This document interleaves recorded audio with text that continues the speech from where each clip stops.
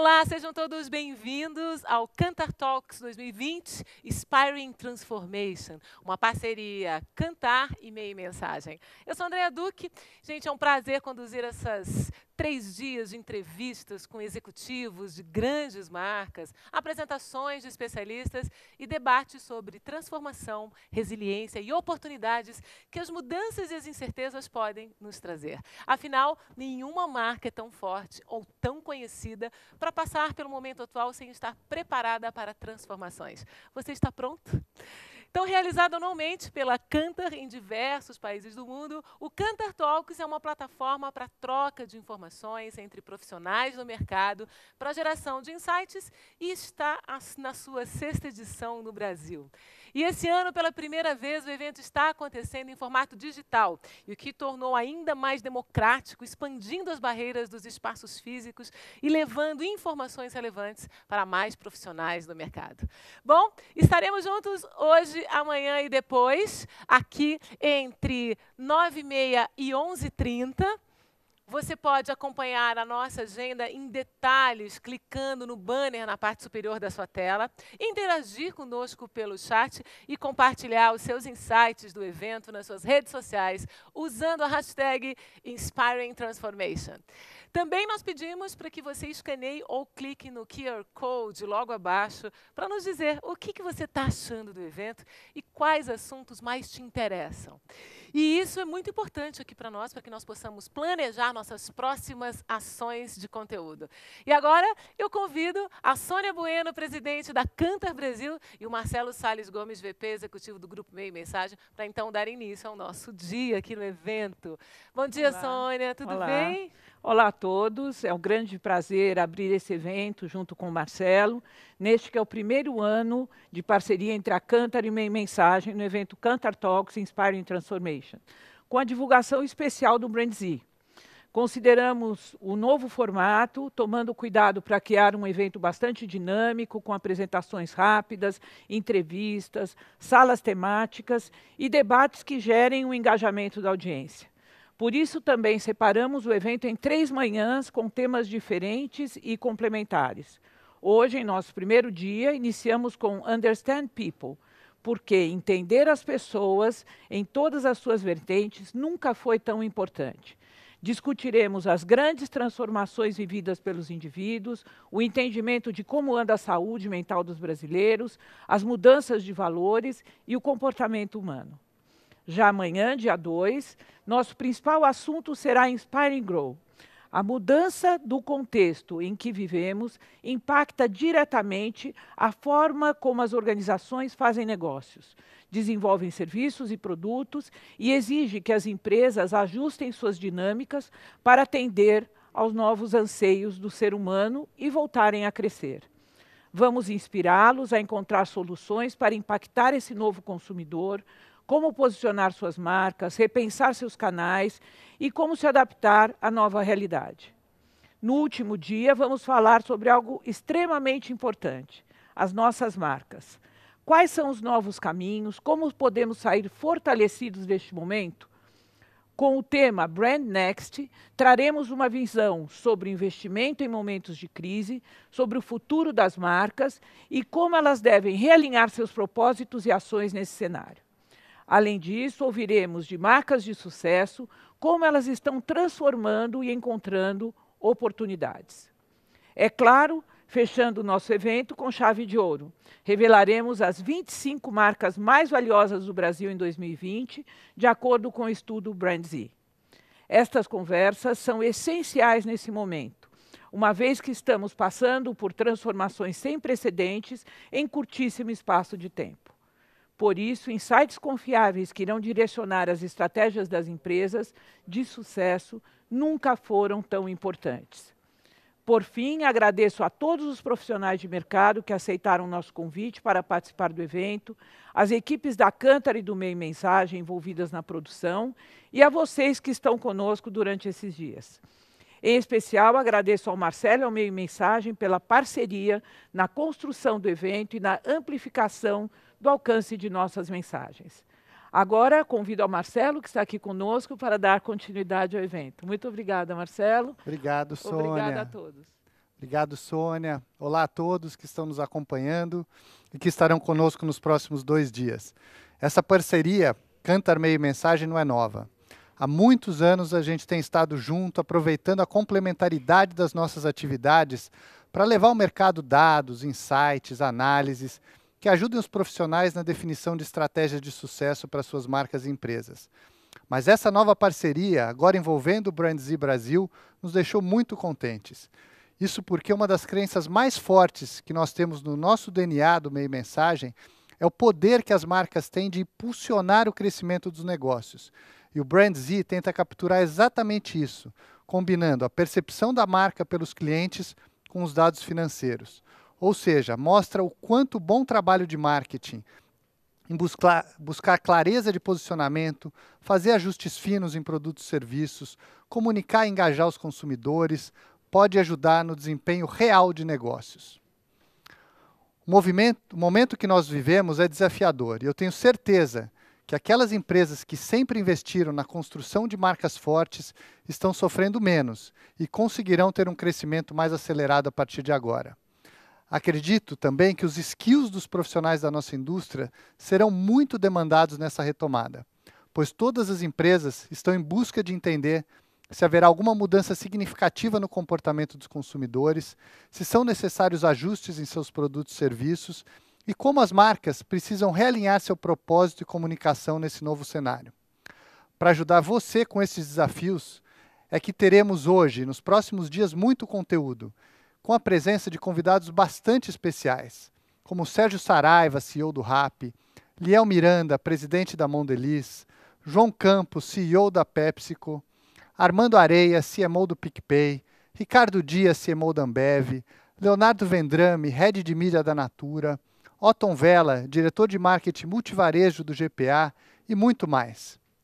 E na quinta-feira, terminando o evento após a revelação das marcas mais valiosas do Brasil, você vai encontrar lá no site do Meio Mensagem a mais nova edição do Agências e Anunciantes, a nossa edição anual em que apresentamos os rankings das maiores agências e dos maiores anunciantes do país e que a partir desse ano agora também trará o ranking BrandZ com as marcas brasileiras mais valiosas. Que sejam dias de reflexão e aprendizados. Um bom evento a todos. Obrigada, Marcelo. Obrigada, Sônia. E nós estamos ansiosos pelos conteúdos que vêm pela frente. Bom, então, dando sequência ao dia, vamos ao nosso primeiro quadro Inspiration Talks, conversas com grandes executivos do mercado.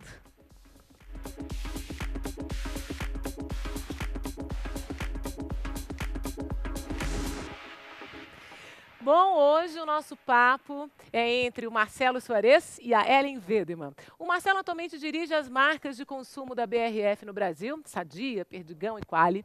Ele é economista pós-graduado em administração de empresas pela Fundação Getúlio Vargas, EAE São Paulo, e ele é mestre em comunicação e semiótica pela PUC São Paulo. O Marcelo é executivo da área de marketing com passagem em várias empresas do Brasil. A Ellen Wedemann atua desde 2018 como Managing Director da Kantar Brasil, na divisão World Panel, formada em administração de empresas e tem mais de 25 anos de experiência em entender as dinâmicas de mercado e conectar insights e analytics. Então, Ellen, por favor, bem-vinda. Tudo bem? Bem-vinda. Tudo bem? Tudo bem. Agora vamos conversar um pouquinho com o Marcelo. O Marcelo já está aqui com a gente? Vamos então, lá. Gente, bem-vindo, Marcelo. E agora eu deixo a Ellen e o Marcelo aqui, por favor. Olá a todos, é um prazer estar aqui com vocês hoje. E conforme a André mencionou, hoje recebemos no Inspiration Talks Marcelo Soares, diretor de marketing da BRF. Estamos felizes com esse bate-papo com o Marcelo sobre a transformação, porque além da BRF ser uma das marcas mais escolhidas pelos brasileiros e que convive conosco no dia a dia, ela tem uma cultura centrada no indivíduo, que é o tema principal das nossas conversas de hoje. Oi, Marcelo, tudo bem? Como vai? Um prazer ter você aqui conosco hoje. Oi, Ellen, bom dia, é um prazer, obrigado pelo convite. Obrigada pelo tempo e agenda. Bom, Eu queria conversar um pouco com o bate-papo, nós temos algumas perguntas, mas é muito ouvir a sua experiência desses últimos meses e o que está acontecendo do seu ponto de vista e experiência. O primeiro tema que eu queria abordar é a BRF é uma multinacional brasileira, é uma das maiores empresas do país e possui uma logística bastante complexa em termos de produção, logística, marketing, etc. O nosso foco aqui é falar do futuro, mas para contextualizar um pouco, eu gostaria de saber sobre quais foram os primeiros movimentos da empresa assim que a pandemia estourou no Brasil. Como foi essa situação para você? Nós tínhamos um plano detalhado para o ano para cada uma das nossas marcas e a ideia era executá-los da melhor forma possível. A empresa já vinha acompanhando os desdobramentos da pandemia antes mesmo dela chegar no Brasil. Isso fez com que nós pudéssemos nos antecipar, chamando os principais parceiros estratégicos, de forma a, logo de início, abordar duas frentes muito importantes para a gente, que era a segurança dos nossos colaboradores. BRF tem aproximadamente 90 mil colaboradores no seu quadro, e também a responsabilidade com os consumidores. Então, quando você pensa numa empresa que tem marcas da estatura que nós temos, segundo a própria Kantar, né, de cada 10 lares, a BRF está presente em 9 lares com uma das nossas marcas, né? E juntas nós possuímos algo em torno de 43% da preferência em alimentos. Quando a gente vai para o segmento de margarinas, isso chega a ultrapassar os 60%. Isso traz uma responsabilidade nesse diálogo, seja com a sociedade, com os colaboradores ou com os próprios consumidores, muito grande. E, diante da situação de potencial agravamento da crise, a gente agiu justamente nessas 3 frentes, né? Quando a gente pensa nos colaboradores, todas as medidas foram tomadas no sentido de preservar a segurança de quem estivesse dentro das nossas fábricas ou um promotor atuando dentro dos supermercados, porque tem um princípio básico por trás disso, que é nós tínhamos o compromisso de não interromper o abastecimento aos principais varejistas do país, né? Isso passava por uma questão de segurança física e emocional de toda a sociedade. Então, a segurança dos colaboradores era muito importante. Em relação aos consumidores, nós temos uma escuta ativa dentro da empresa que é bastante atuante, né? Então, é uma inteligência que é voltada não só para escutar, mas para converter em planos de ação aquilo que os nossos consumidores estão sentindo. Isso fez com que, logo no início da pandemia, quando sentíamos, através das nossas pesquisas, que existia uma insegurança muito grande de temas ligados a isolamento, como lidar com o desconhecido, e muitas famílias até entrando no modo de pânico, levando para um nível de estocagem desnecessário e acelerado. A gente saiu inicialmente com 2 campanhas, uma com Sadia e logo depois Perdigão, onde nós assumíamos esse compromisso público de manutenção do abastecimento, mas também de tranquilização da população, né? Orientando para que ficasse em casa, aí tendo toda a conformidade com a orientação que os órgãos públicos vinham nos dando. E a última parte desse tripé, não menos importante, era a própria sociedade, né? Então, a BRF foi uma das primeiras empresas a anunciar um investimento da ordem de 50 milhões de reais, né? Isso para auxiliar diversas frentes, principalmente o fornecimento de alimento a várias frentes de saúde. Para você ter uma ideia, foram aproximadamente 920 toneladas de alimentos para hospitais, instituições, secretarias municipais de governo. Isso passa por mais de 7 mil testes rápidos, 2 milhões de EPIs, álcool, viseira, gel, enfim. A BRF assumiu o seu compromisso social, né?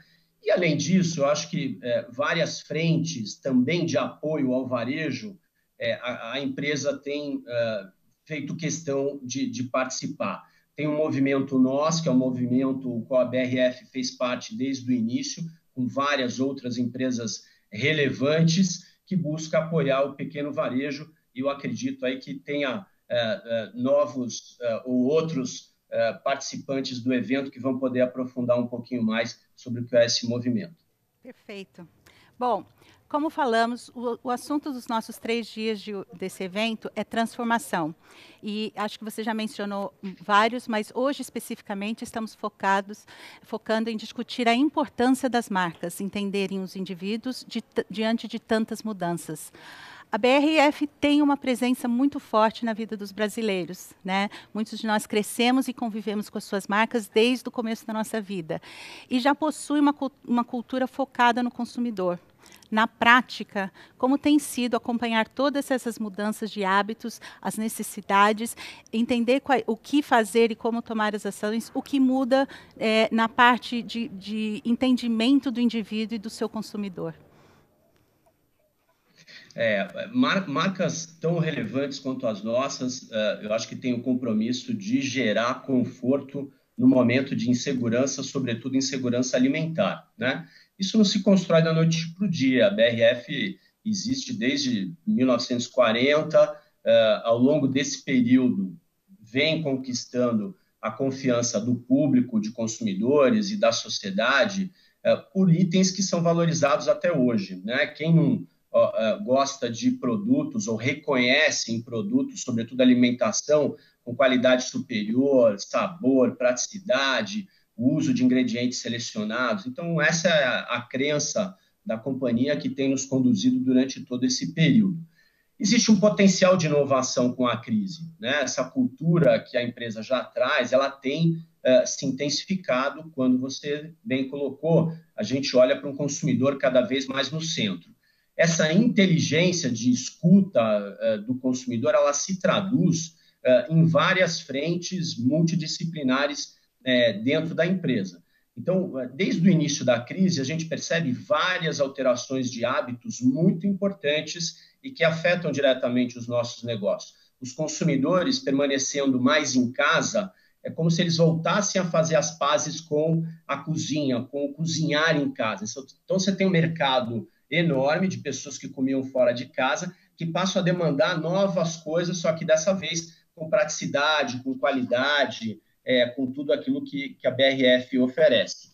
E nós procuramos acelerar os projetos que eventualmente estavam na prateleira, adotar técnicas mais ágeis para diminuir o ciclo de inovação, aumentar a escuta com o consumidor. E esse primeiro semestre foi um primeiro semestre muito ativo para a gente. Para você ter uma ideia, a gente lançou somente no primeiro semestre 130 novos SKUs em todas as marcas. Então, apesar de, infelizmente, estarmos lidando com um momento bastante excepcional, a empresa continua ávida e bastante firme no seu propósito de trazer inovação e de responder a essa escuta que os consumidores nos trazem.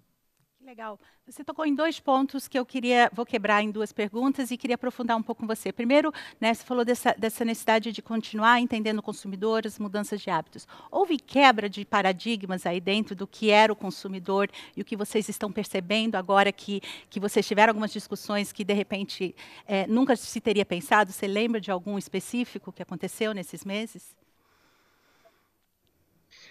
Eu acho que poderia aqui citar vários deles, mas vou eleger alguns, né? Isso trouxe uma intensificação de parcerias muito grande, né? Seja com o varejo, no sentido de ativar cada vez mais as nossas marcas no ambiente digital, e aí estamos falando de plataformas, que são plataformas de terceiros, de players relevantes no mercado, como o desenvolvimento de plataformas próprias. Isso acelera também essas parcerias no que diz respeito à inovação, né? Tivemos aí o lançamento de várias frentes, como eu falei, e o que é interessante é a gente poder materializar a proposta da empresa, que é uma proposta não restrita à proteína animal, e sim a ser uma provedora de alimentos que seja inclusiva. Então, quando a gente lança ou entra no mercado como plant-based, que é uma alternativa ao consumo de proteína animal, a gente traz mais pessoas para a conversa, né? Ao redor da mesa, cada vez mais você tem uma diversidade de consumidores que não necessariamente têm um estilo de vida.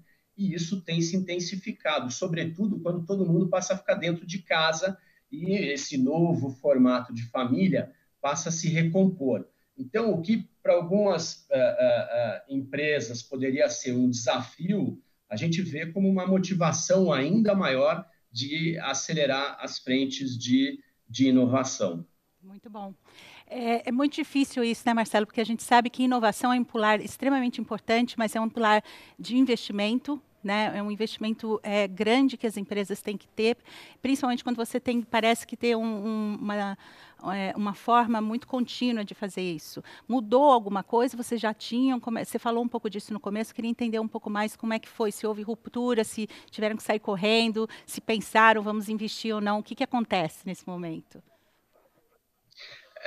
Acho que do ponto de vista interno, vários comitês, como eu falei, acho que nos antecipamos antes da pandemia se instalar no Brasil, mas vários comitês foram formados, né, para mobilizar uma população desse tamanho e um alcance tão grande das nossas marcas. Aí eram várias reuniões diárias, muitas vezes com temas que se repetiam no decorrer da agenda, né? Acho que a pandemia tem um lado triste que todos nós estamos lidando, né? Afastamento ou, eventualmente, perda de pessoas queridas, mas ela traz um legado muito importante sobre a alteração dos processos e a revisão da forma como nós olhamos e reagimos ao mercado, né? O DNA da inovação ele está presente, eu acho que na nossa cultura, na nossa organização.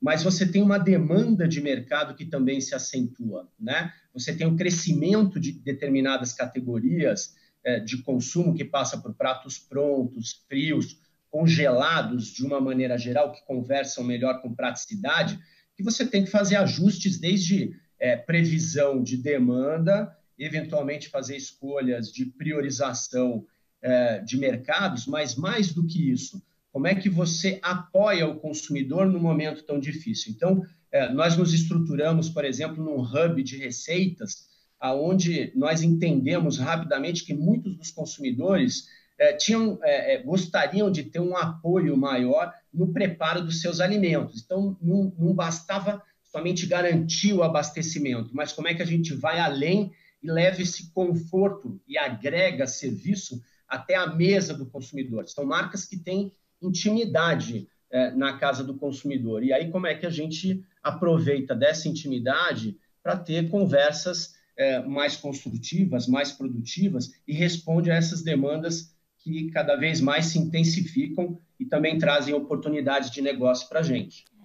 E parece que deu certo, né? Porque nós temos acompanhado aí os resultados e nós sabemos que as marcas como Perdigão, Sadia, Qualy continuam crescendo nesses meses de forma muito constante. Só para fechar, né? O que é o legado que fica, né? Na sua opinião, o que nós temos aí pelos próximos meses e como é que o que vai ficar, o que mudou que é mais definitivo? Eu vejo assim, o momento é de colaboração, né? E aí o movimento Nós é um bom exemplo disso, à medida que nós vemos empresas que originalmente são concorrentes unidos num único propósito, né?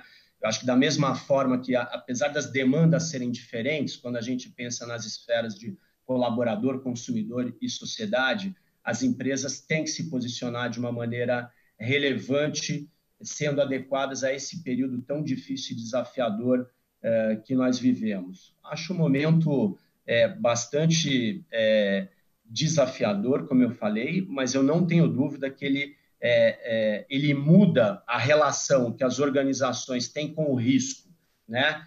Em geral, grandes corporações têm um pouco de aversão a risco, e nós estamos vivendo em momentos que a ação é valorizada, que o propósito fica acima do plano concorrencial. Eu acho que isso é parte do legado que nós deixamos. Muito legal, Marcelo. Sua mensagem final é extremamente importante e ela realmente nos incentiva a pensar melhor nessas transformações e nas oportunidades que elas nos geram. Muito obrigada por estar aqui conosco, pelo esse bate-papo, compartilhar suas experiências, e quero chamar de volta a Andréia para dar continuidade ao nosso Cantar Talks. Obrigada, Marcelo. Obrigado, Ellen. Prazer.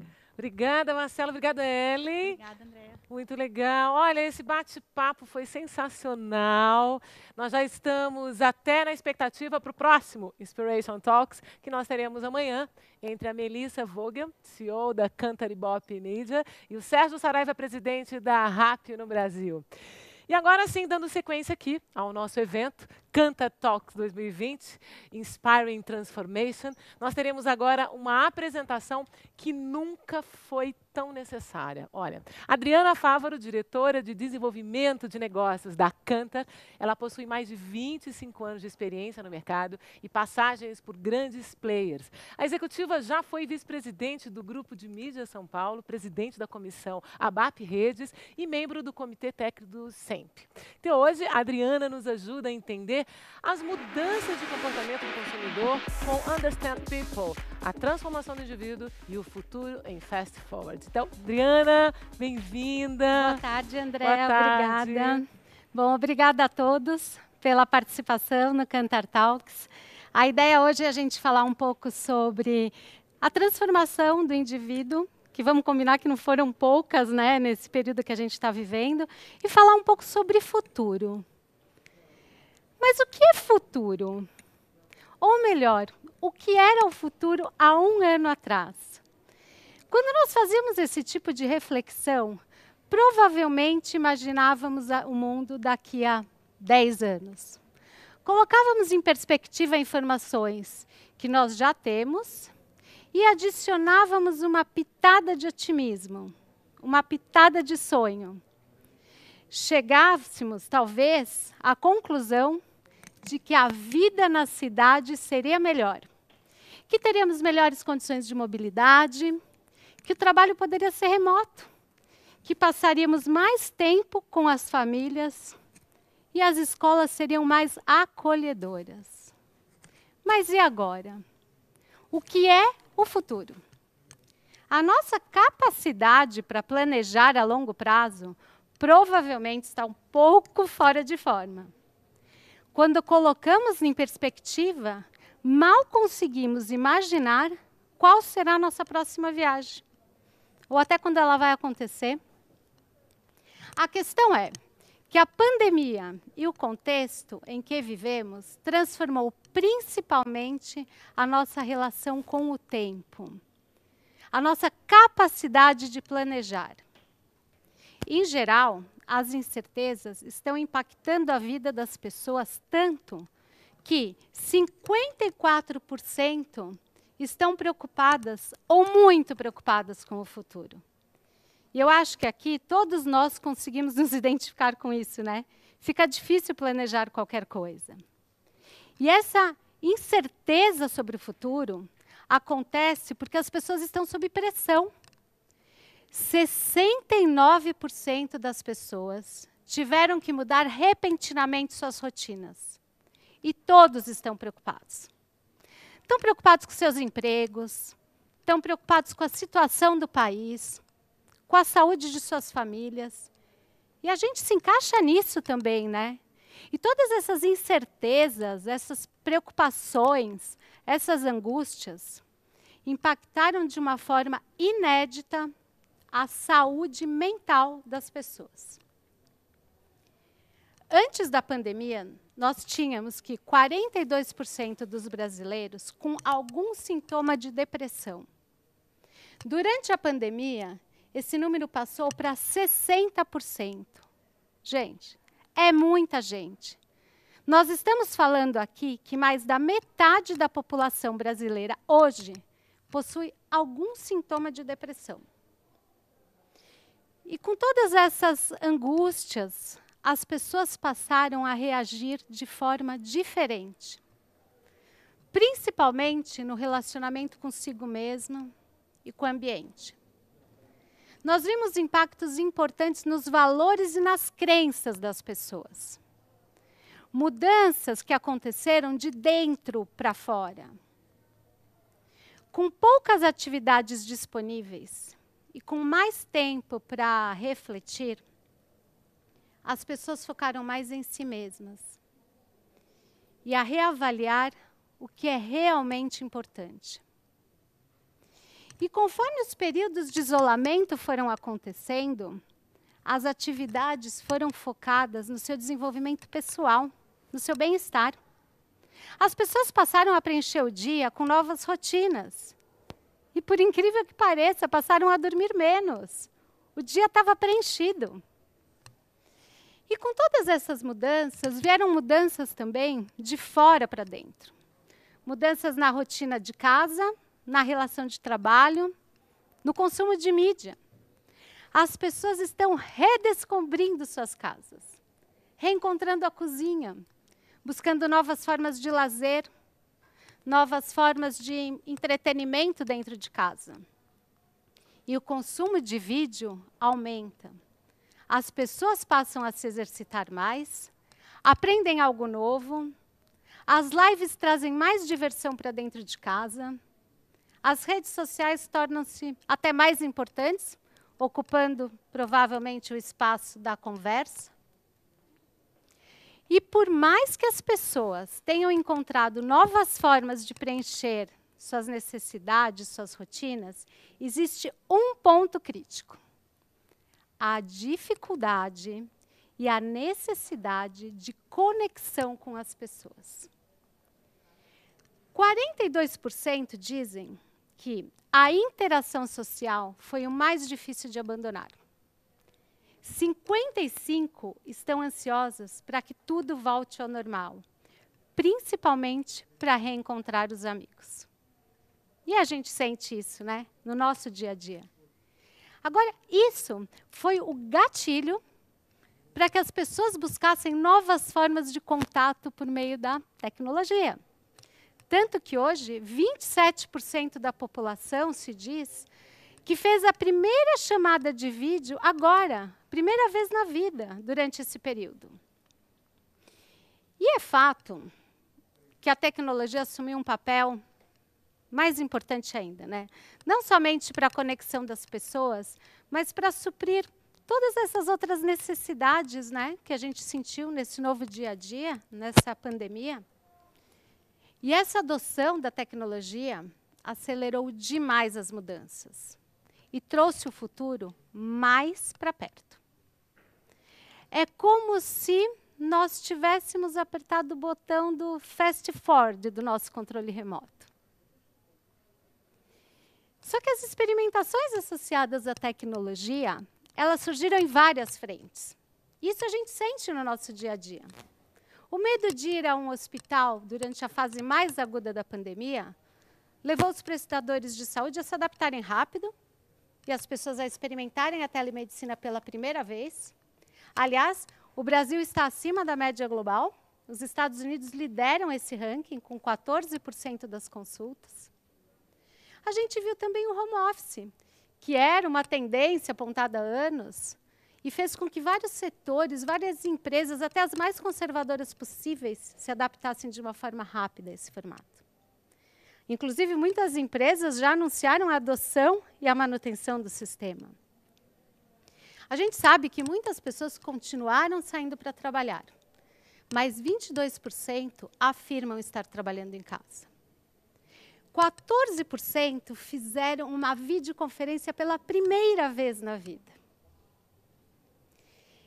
E outras coisas foram surgindo, e a tecnologia nos ajudando. Com a impossibilidade de frequentar lojas físicas, a gente viu o que aconteceu com o e-commerce.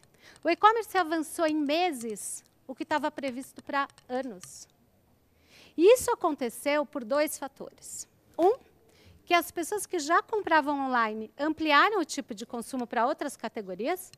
Então, por exemplo, quem comprava livros pela internet passou a comprar rações para pets. E 2, porque muitas pessoas compraram online pela primeira vez na vida. Experimentação. Esse tema é extremamente importante. A experimentação foi o driver principal para esse tipo de consumo. Tanto que 21% das pessoas fizeram uma compra online de bebida ou comida pela primeira vez na vida. E o que a gente sente é que a ressignificação do canal de vendas não aconteceu somente pelo e-commerce, como a gente já previa, né? O WhatsApp, por exemplo, também tornou, para muitos comerciantes, uma forma de acesso ao delivery. As vendas por telefone se desenvolveram em toda a América Latina, inclusive no Brasil. Quase 12% dos lares fizeram compras de FMCG por meio de WhatsApp. E a gente sabe que isso é um comportamento bem diferente do nosso. A experimentação, através da tecnologia, interferiu em várias frentes. Mas não somente no consumo de produtos. A gente percebe o quanto que tudo isso interferiu no nosso consumo de mídia. E por quê? Vale lembrar que 7 das 10 atividades de lazer do brasileiro foram impossibilitadas com o isolamento social. E novas formas de consumo de áudio e vídeo surgem. Pela primeira vez, 19% das pessoas assistiram vídeo on demand pago. 11% espelharam o conteúdo do celular na TV. 8% escanearam um QR Code na TV, até muito provocado pelos formatos de publicidade. E com essa intensificação do consumo de vídeo online, o que a gente entende na Kantar? A urgência da medição de todos esses formatos. O que vocês sempre pedem para nós, né? A tão esperar da medição cross-mídia. E agora a gente concorda, não dá mais para esperar, né? Aliás, amanhã nós apresentaremos as novas tecnologias de medição de audiência que estão chegando no Brasil para medir todo o ecossistema de vídeo. Sem dúvida, vai ser a grande revolução para o nosso mercado. Aliás, eu convido vocês a participarem. Mas, voltando a falar de todos esses nossos exemplos, né, de tecnologia e de mudança, tudo isso tem um denominador comum: a agilidade. Nós vimos muitas empresas e marcas se adaptarem a uma mudança tão brusca do dia para a noite. E muitas dessas mudanças vieram para ficar. 53% das pessoas manterão os hábitos adquiridos com distanciamento social. Manterão, sim. E, principalmente, com alguns temas que surgiram de uma forma bem importante nos nossos estudos. Os hábitos de alimentação saudável, desenvolvimento pessoal, compras online e o trabalho de casa. Bom, com tudo que a gente falou, não é novidade que mais da metade da população passou a adotar melhor a tecnologia no dia a dia. Agora, vocês acham que essa adoção está restrita à classe AB, como a gente sempre fala, como o mercado sempre diz? Não. Nós temos muita gente da classe DE, pessoas mais velhas, de outras regiões do país, que sentiram a necessidade, avós falarem com os netos, pessoas que moram longe se comunicarem com outros. E que bom, né? O futuro se mostra promissor. Aliás, o próprio pagamento do auxílio emergencial pode ter contribuído para essa democratização do acesso. Vamos lembrar que no Brasil, mais de 63 milhões de pessoas receberam benefício por meio da Caixa Econômica. E no aplicativo, eu não sei se todos tiveram acesso, as pessoas podiam pagar boleto por meio de um bot, pagar em maquininhas com QR Code, emitir um cartão virtual e usar em compras online. Podiam até realizar transferências para aplicativos de pagamento, como o PicPay, o PagBank, com retorno de cashback, enfim. Em um momento de necessidade, a tecnologia foi aliada para que os recursos chegassem às mãos das pessoas. E, com isso, muitos brasileiros tiveram contato com esse tipo de pagamento pela primeira vez na vida, democratizando ainda mais o acesso. E os consumidores, mais do que nunca, esperam o quê das marcas? Os consumidores esperam que as marcas tomem medidas para construir um mundo melhor. Aliás, amanhã, meu colega Davi Fis aprofundará esse tema. E para finalizar, todas essas transformações que a gente falou agora, elas trarão novos desafios, importantes desafios. A telemedicina e o distanciamento do médico, a produtividade do home office e o nosso tempo livre do trabalhador, o e-commerce e as fraudes, o excesso da informação e a saúde mental das pessoas. Então, esses serão grandes desafios e a gente vai ter muito que estudar ainda pela frente. Mas o que fica para hoje? A ressignificação do futuro, com o indivíduo mais vulnerável, a experimentação da tecnologia e a ampliação das fronteiras do mundo digital, a responsabilidade social das marcas, ainda mais essencial nos dias de hoje, e os novos desafios para a nossa sociedade pós-pandemia. Bom, e com o tempo em fast forward, eu agradeço mais ainda a audiência de vocês. Muito obrigada.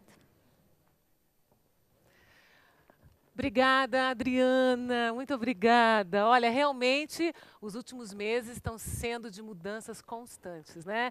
E é cada vez mais desafiador entender o ser humano. E vocês, o que vocês acharam? Não se esqueçam de nos dar um feedback escaneado ou clicando no QR Code logo abaixo. Então, e é claro, sempre compartilhe nas suas redes sociais os insights que vocês curtirem com a hashtag Inspiring Transformation. Agora nós vamos receber virtualmente um convidado muito especial, o Jay Walker Smith. Ele é Chief Knowledge Officer, Brand and Marketing da Kantar. Ele foi descrito pela revista de negócios americana Fortune como um dos maiores analistas da América em tendências de consumo. Ele é colunista, blogueiro, ex-comentarista de rádio e ele é coautor de 4 livros conceituados: Rock and the AIDS, Life is Not Work, Work is Not Life, Coming to Concurrence e Generation. O J. Walker Smith gravou a sua apresentação agora, New and Not New, The Dynamics Shaping the Post-Pandemic Marketplace, especialmente para nós. E depois vocês vão poder enviar as suas perguntas aqui nos comentários para a gente e a gente encaminha para eles. Então vamos ver? Vamos ouvir. Thanks very much. My name is Walker Smith, and I am the Chief Knowledge Officer for Brand and Marketing within the Consulting Division of Kantar. And I want to share some thoughts about the future of the marketplace after the end of the coronavirus pandemic. A few predictions, of course, but more than that, a framework for how to think about the future. Before I jump into that, one quick reminder. Kantar has been publishing a steady stream of publicly accessible updates on the impact of the coronavirus around the world. White papers, webinars, tracking results, media analyses, purchase panel modeling, and more. Please look under the Inspiration tab of our website for all of our thinking. So let's jump in. What do we see? Well, to begin with, we see that the universal presumption of business leaders worldwide in our recent Kantar Compass survey is that consumer behavior is going to change.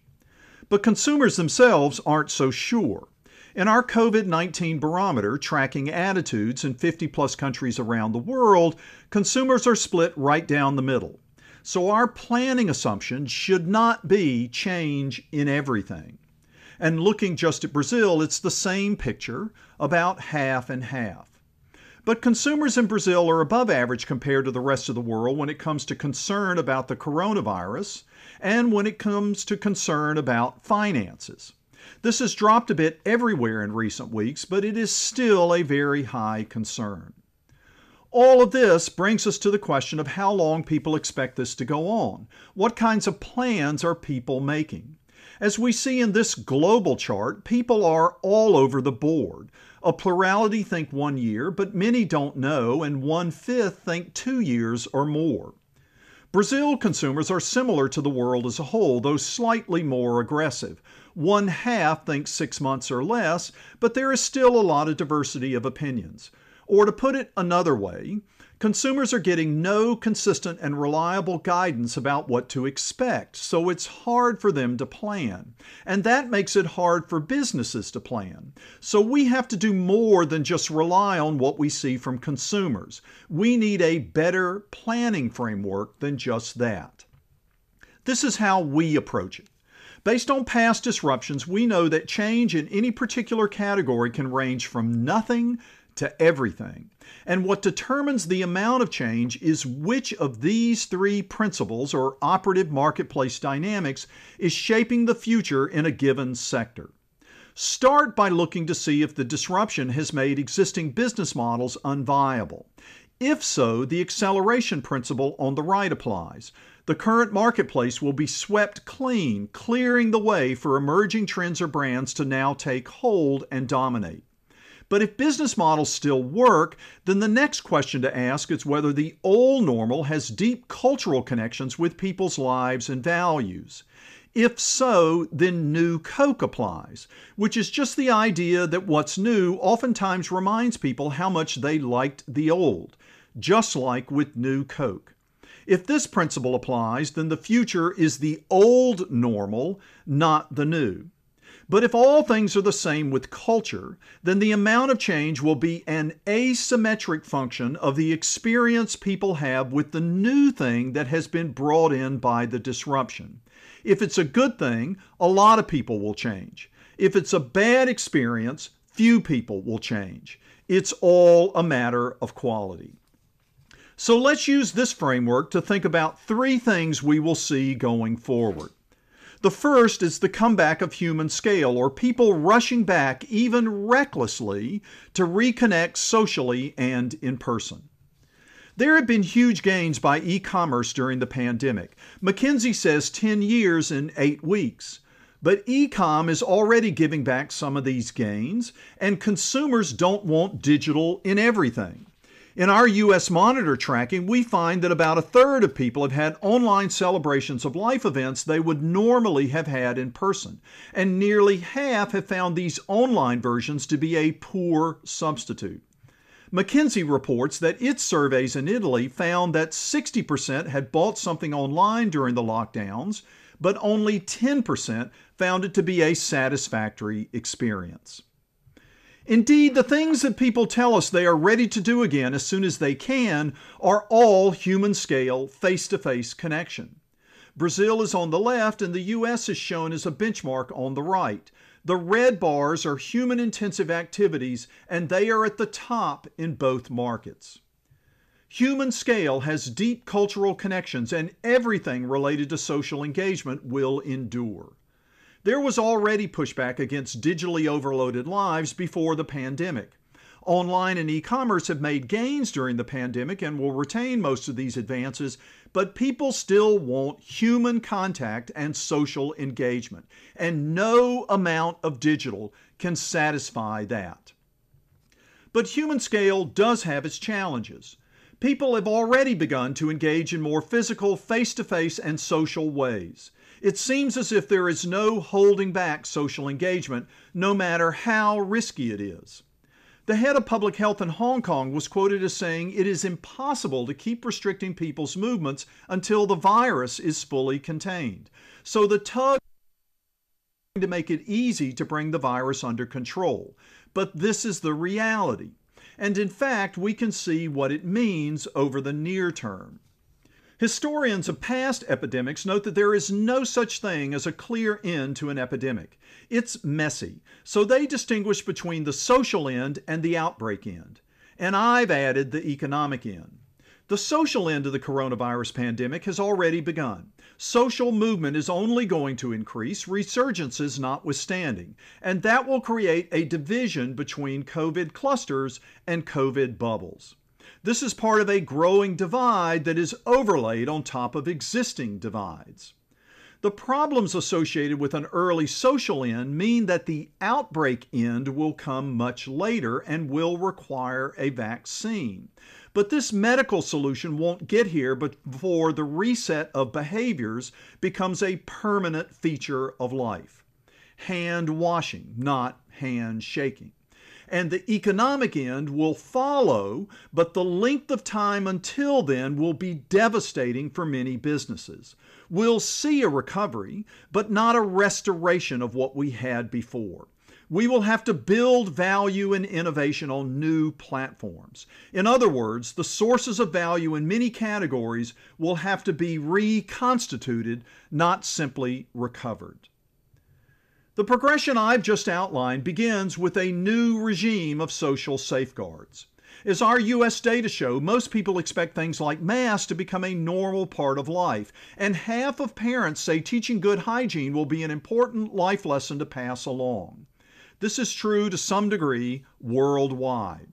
And Dahlen, a global architectural firm, has already begun to re-envision what home designs will look like in the future, like sanitizing zones and a quarantine suite instead of a mother-in-law suite, and home offices and more flex spaces. Which takes us then to risk aversion, which is going to play a role in how much people spend. Overcoming a new and more pronounced fear of risk exposure is going to require that we spend more to reassure consumers about the marketplace. Economists talk about this as psychological scarring, and a recent paper modeling what this will mean for U.S. economic growth after the pandemic predicts a drop in consumer engagement and spending to the tune of a 5% reduction in GDP growth that will persist for years to come. The reason is that going through things like this causes people to overestimate the likelihood that something like this will occur again. And there is nothing unique to the American marketplace about this. Consumers everywhere have been scarred in this way. Risk aversion will have asymmetric impacts to larger or smaller degrees as a result. However, the good news is that this is a psychological phenomenon, so businesses can address it. Companies are going to have to provide this sort of reassurance and encouragement. This means an opportunity to bring people back faster, but it also means more investment in marketing and advertising. The message should be one of safety from black swan events. Shopping should be positioned as safe, and brands should sell safety from risk. For example, I expect we'll see even more innovation when it comes to insurance. Heightened risk aversion will spill over into every domain. Already we are seeing innovations in insuring people against risk associated with riding in driverless cars. And Neos, a UK insurance company, was adding smart home technologies to its policies. They will insure you, but first you have to take steps to minimize risk by installing these smart systems. There are even insurance companies around the world that let you turn the policy on and off using your mobile device. So if you're parking your bike while running an errand, you can insure it just for the time it's sitting outside the building while you're completing your business. And there are insurance policies to protect you for the dumb things you posted online in years past, as well as insurance for legal assistance if you're being bullied online. It's only a matter of time before we see more options for more things as our lives are changed by the new realities of the coronavirus. We will also see more interest in things that are close, not remote. They are more familiar and they are less exposed to disruptions. They feel safer. They feel less risky. Indeed, the pandemic may well have been the final nail in the coffin of globalism, at least physical flows across borders like goods and people. Globalism has been under pressure for a long time. Local was already a big trend, and now it is bigger than ever. We see exactly this in our barometer tracking. Consumers in Brazil prefer local goods and are averse to products from other places. Nor is this just Brazil. We find most U.S. consumers prefer local goods, and even more are not in favor of goods from China. And as high as the preference for local is among consumers in Brazil and the U.S., it is much higher among Chinese consumers. One thing that will definitely be a permanent feature of the marketplace ahead is hygiene. Hygiene is the number one thing we see in all of our survey and social listening data. But here are some other ways we see hygiene popping up. On the left is a summary chart from an analysis by our team in China. The upper right are things that did well during the lockdown, and it's almost all hygiene-related products. The lower right are things that did well after the lockdown, and while other things made a comeback, hygiene-related products remained well above average. In the middle are summary reports from our global network of on-the-ground cultural experts in different cities and markets. No matter what the city, when we ask what would be most important post-pandemic, it was hygiene. And the charts on the right come from the Financial Times. They show the plummeting use of paper currency in the UK because people are afraid of being exposed by touching money. The coin shortage in the US is largely because of this as well. What's needed is a hygiene perimeter that will give consumers enough confidence to return to the marketplace. It is just like the situation after the terrorist attacks of the early 2000s. People were afraid to fly, so stricter airport security was created to establish a security perimeter beyond which people would feel safe enough to get back to business as usual. And that's what's needed again. We need to signal hygiene so that people will feel safe enough to get back to business as usual. As I like to say, hygiene is the new digital of tomorrow. Behaviors will get changed by new norms and new designs for physical spaces. We will see a lot of that. But confidence can also be restored by signaling hygiene. Home will be a bigger part of the landscape, so hygiene will matter even more around the house. We will see it in things like masks. They have been controversial, but masks are going to be a new platform of innovation, and not just to make them fashionable. Antiviral snoods are on the market now. They use fibers that block viruses, and they offer advantages in fit and breathability. Not just masks, but all clothing. Before the pandemic, we were already seeing companies making use of antimicrobial fibers made from silver and copper. We will see more tracking devices too. Contact tracing apps have proven to be difficult during this pandemic. They are new and they raise privacy concerns, but they will get better. And tracking apps won't necessarily impinge on privacy. Nor will it just be about the coronavirus. Air quality tracking systems are already in use. They are used to provide guidance about where to go or not go and when it is safe to be outside. These sorts of technologies will find more applications in a world driven by hygiene. And those are three things to think about in the context of our framework of three principles. Just FYI, I have started a periodic blog on LinkedIn called New and Not New, where I am discussing the post-pandemic marketplace in the context of the framework I shared earlier. It's open to all, and you can find it on my LinkedIn. Thank you very much. I appreciate your time and interest. I'm happy to follow up as it's helpful. Thanks. J. Walker Smith, chegamos a um dos quadros preferidos da audiência, um bate-papo com perguntas e opiniões, agora entre grandes executivos do mercado. Nós vamos agora para o painel que tem como tema marca e interatividade na era do QR Code. Hoje ele acontecerá entre o Armando Areias e o Luiz Gustavo Pacete. O Luiz Gustavo Pacete, ele é jornalista com especialização em inovação. Atualmente ele é editor assistente no Content Lab, área de projetos especialistas especiais do grupo Meio Mensagem.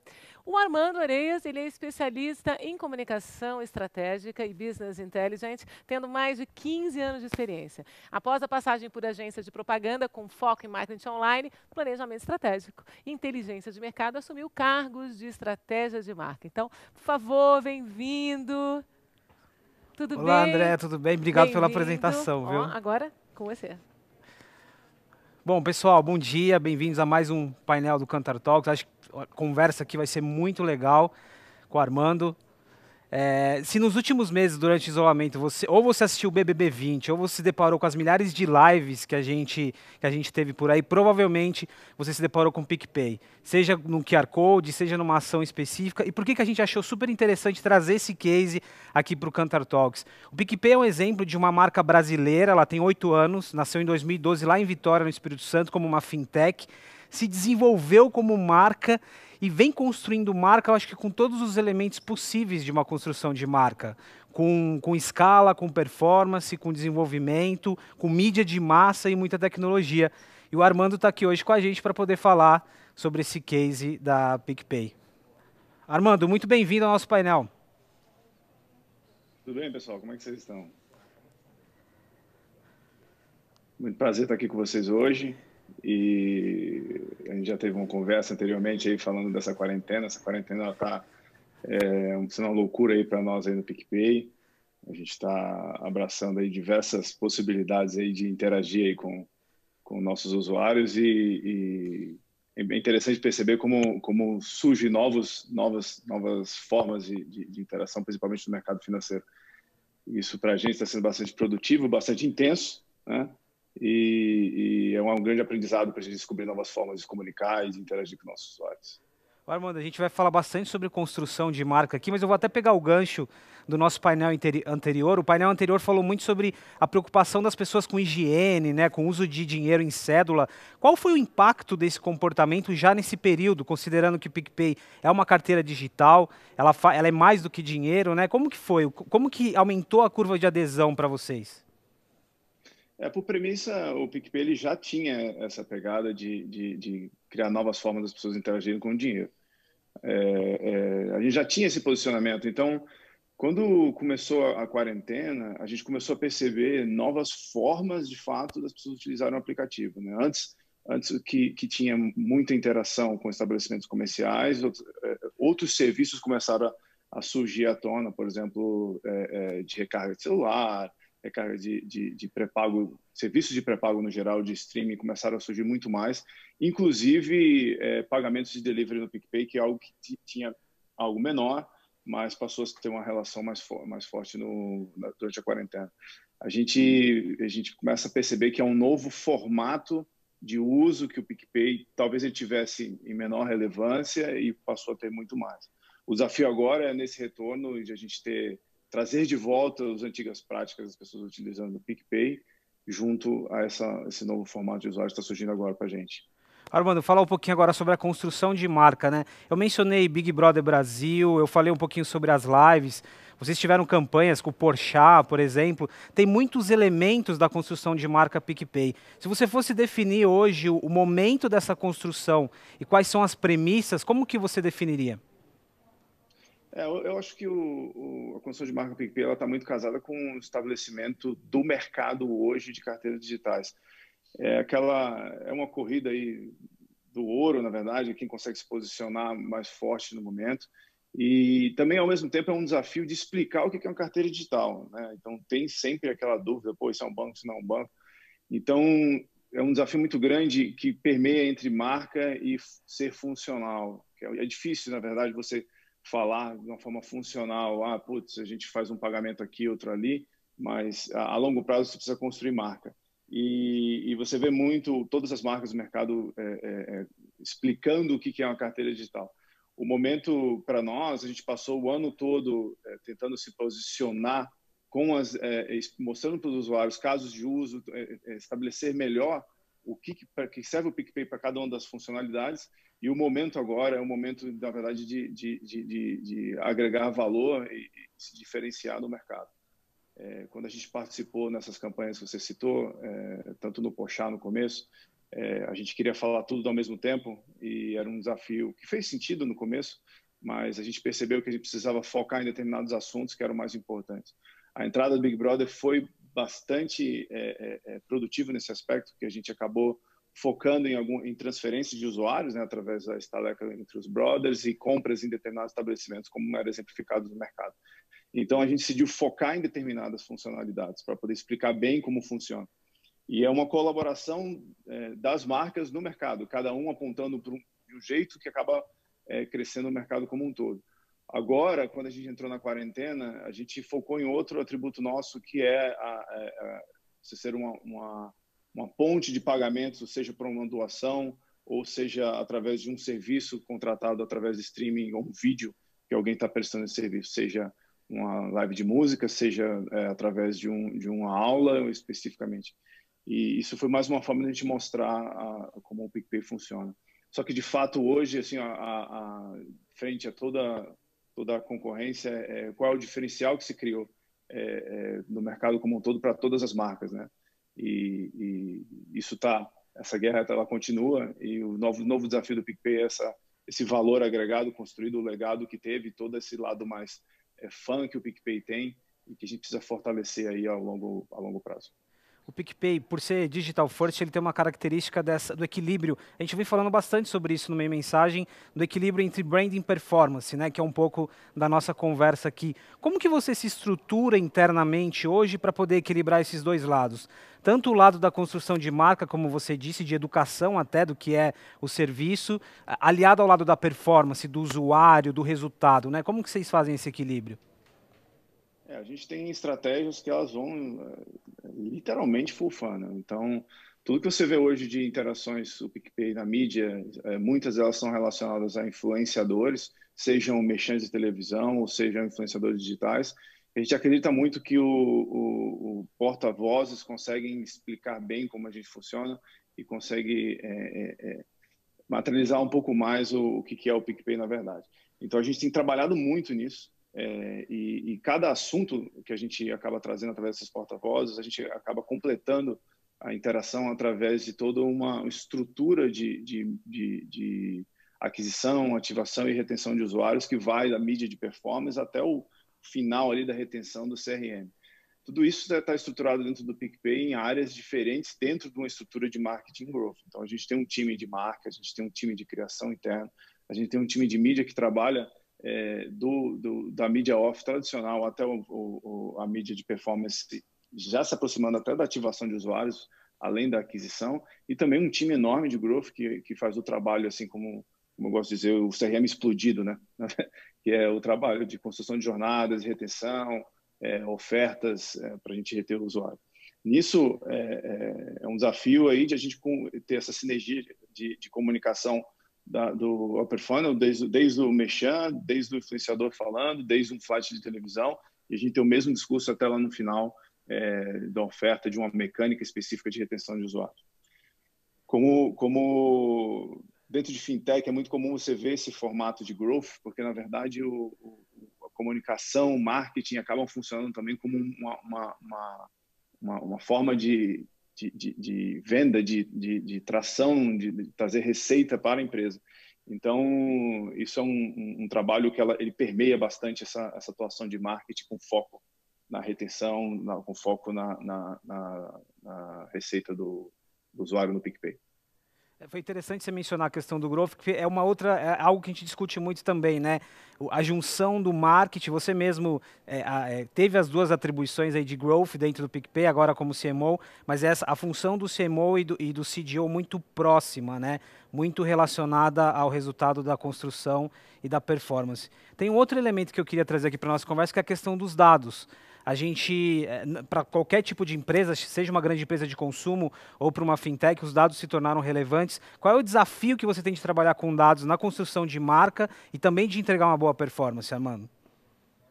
Só fazendo uma cola que você falou em relação a growth, é muito importante porque isso está relacionado bastante a dados, porque o growth ele veio, essa terminologia, essa forma de trabalhar, ele veio de fintechs, veio de empresas de tecnologia, que, na verdade, sempre foi montar uma comunicação orientada a resultados pautada a dados. Então, sempre foi uma comunicação bastante construtiva, que se vê resultado a curto prazo, só que falta muito no growth o trabalho médio e longo prazo, construção de marca, que é o que o marketing traz. Então, essa junção é o desafio. O marketing e o growth tem que trabalhar de mãos dadas aí para você ter uma boa atuação de comunicação, marca e tração de resultados.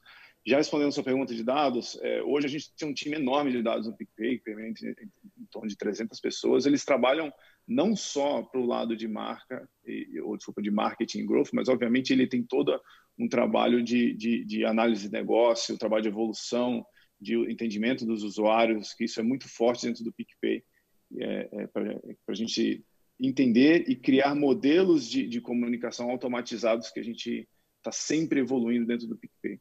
O grande desafio hoje parece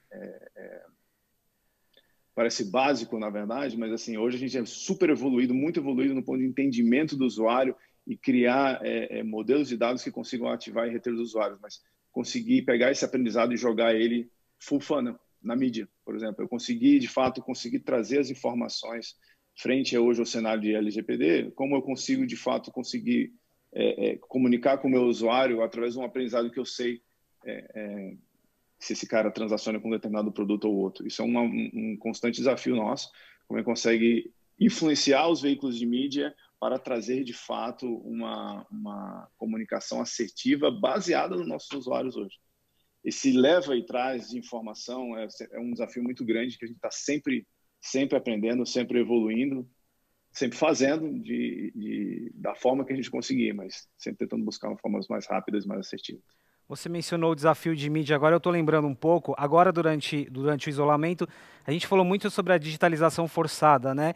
E na esteira aí a gente teve, assim, se o complexo de plataformas já era complexo, me parece que ele ficou ainda mais diversificado, né? A gente falava o quanto que o e-commerce, o marketplace se fortaleceu como plataforma de mídia, a gente falou muito sobre games. Você como profissional de marketing, como que você enxerga o desafio dessa diversificação de plataformas, né? Para decidir o seu investimento, para acompanhar a jornada do consumidor num número cada vez maior de possibilidades de ações ou de inserções?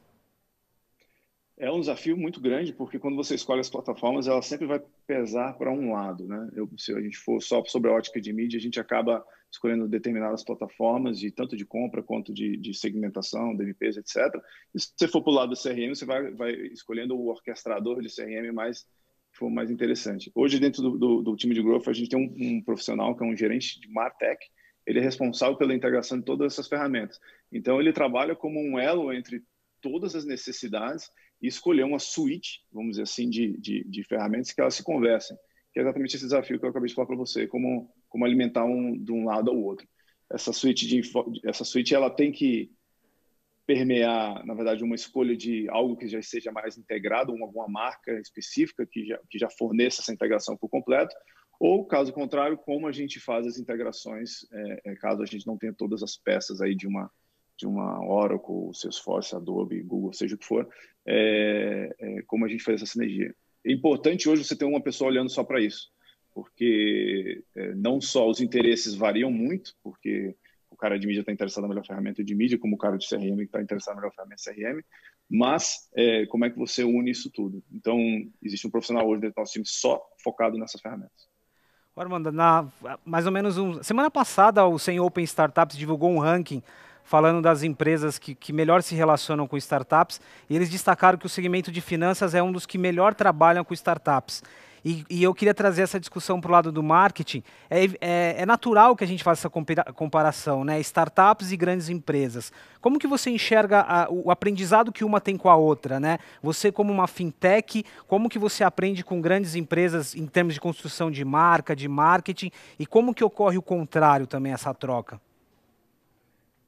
Startup, a gente não se considera de fato mais uma startup. Claro, a gente já está com 30 milhões de usuários hoje no PicPay, não dá para dizer que a gente está starting up. Então, mas a gente gosta muito da forma de pensar a startup. Então, a gente mantém esse espírito de startup dentro do PicPay, que é no ponto de vista de velocidade, no ponto de vista de aprendizado, que é muito forte isso.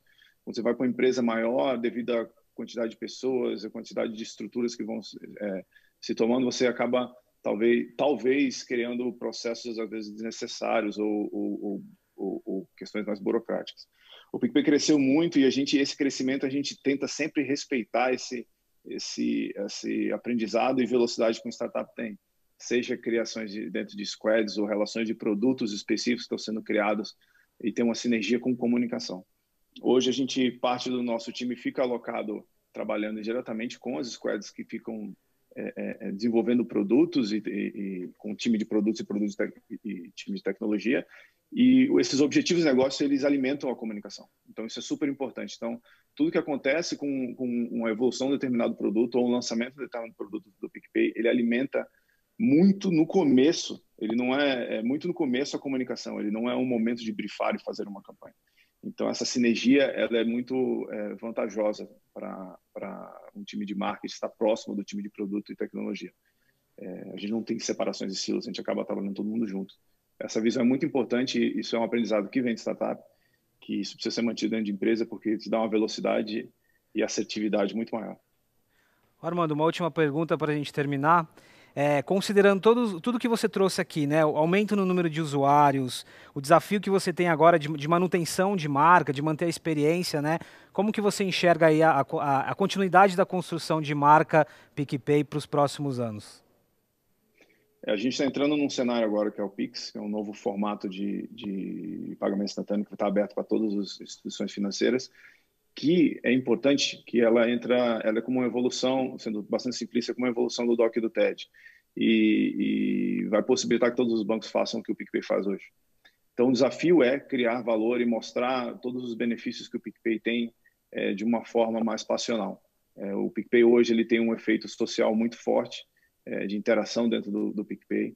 Ele tem uma série de produtos dentro do PicPay que são além de uma instituição financeira tradicional.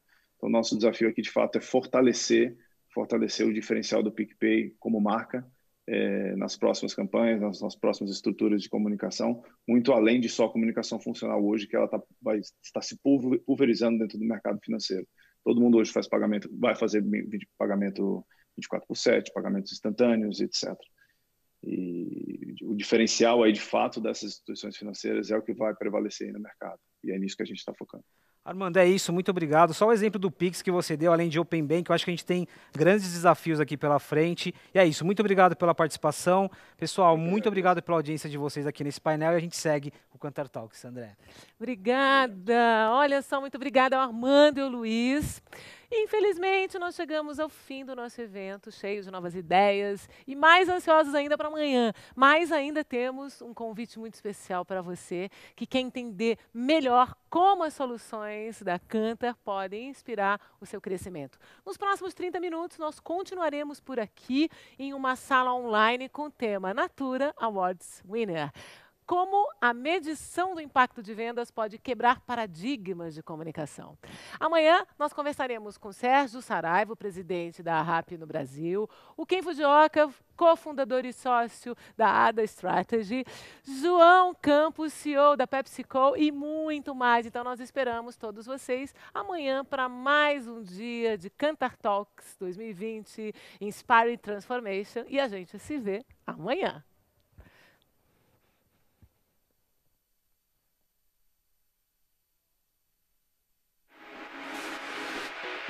Lúcio, eu estou aqui para conversar com o Léo da Natura e a gente vai falar hoje sobre a trajetória que a gente construiu com a Natura e entender o efeito que a mídia tem em trazer revenue para a marca, em trazer media penetration, através da nossa solução chamada CMM, Consumer Media Measure. Léo, você está aí com a gente?